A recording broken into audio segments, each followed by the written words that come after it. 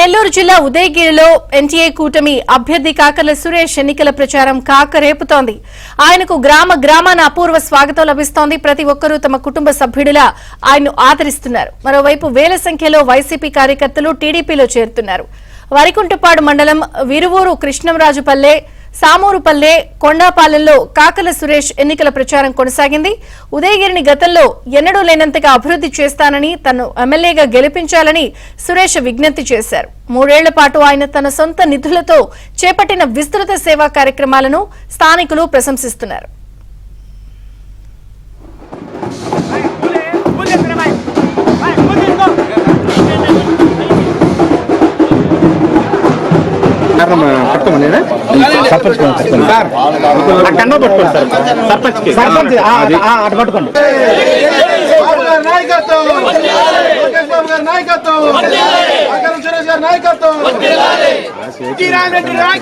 నిన్న పండుగ వచ్చింది మరి ఎట్లా మా స్థానిక ఎమ్మెల్యే వచ్చినప్పుడు రాత్రి చెప్పారు